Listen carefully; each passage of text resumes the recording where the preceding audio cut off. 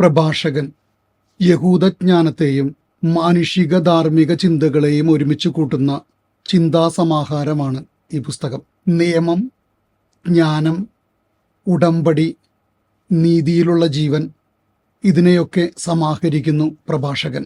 ദൈവിക ജ്ഞാനം വെളിപ്പെടുന്നത് നിയമത്തിലൂടെയാണെന്ന്, മോശയുടെ നിയമം പാലിക്കുന്നതിലൂടെയാണ് മനുഷ്യൻ ദൈവത്തിലേക്ക് വളരുന്നത് എന്നവൻ പ്രഖ്യാപിക്കുന്നു.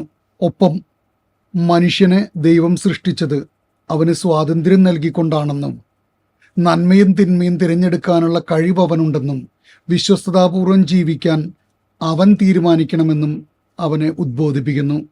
മനുഷ്യൻ്റെ സ്വാതന്ത്ര്യത്തെയും അവൻ്റെ തിരഞ്ഞെടുപ്പിനെയും പ്രകീർത്തിച്ചുകൊണ്ട് ഉത്തരവാദിത്വ ബോധത്തോടുകൂടി ജീവിക്കാൻ ആഹ്വാനം ചെയ്യുന്നു.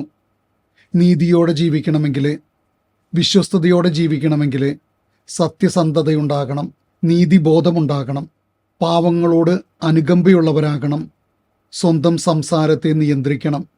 ദാനധർമ്മം ഒത്തിരി പാപങ്ങളെ മായ്ച്ചു കളയുന്നു എന്നാണ് അവൻ പറയുക.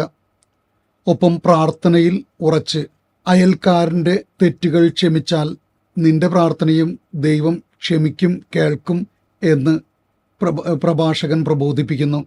ചരിത്രത്തിലുടനീളം നീതിമാന്മാരായ വിശ്വസ്തരായ വ്യക്തികളിലൂടെ ദൈവം രക്ഷാകര ചരിത്രം മുന്നോട്ട് കൊണ്ടുപോയതിനെ അവൻ പ്രകീർത്തിക്കുന്നു. ഒപ്പം സൃഷ്ടികർമ്മത്തിലൂടെ ദൈവം വെളിപ്പെടുത്തിയ ദൈവത്തിൻ്റെ അനന്തമായ ജ്ഞാനത്തെയും സൗന്ദര്യത്തെയും അതിൽ അവൻ കൊടുത്തിരിക്കുന്ന ക്രമത്തെയും പ്രഭാഷകൻ പ്രകീർത്തിച്ചുകൊണ്ട് ആ സൃഷ്ടികർമ്മത്തിൽ ദൈവത്തിൻ്റെ വെളിപ്പെടുത്തലുകൾ തിരിച്ചറിയാൻ, ദൈവത്തിൻ്റെ ഹിതമനുസരിച്ച് ജീവിതത്തെ ക്രമപ്പെടുത്താൻ നമ്മോട് ആഹ്വാനം ചെയ്യുന്നു. ഈ നോമ്പുകാലം നമുക്കതിനുള്ള വെല്ലുവിളിയാകട്ടെ. ഈശോ മിശിഹായ്ക്ക് സ്തുതിയായിരിക്കട്ടെ.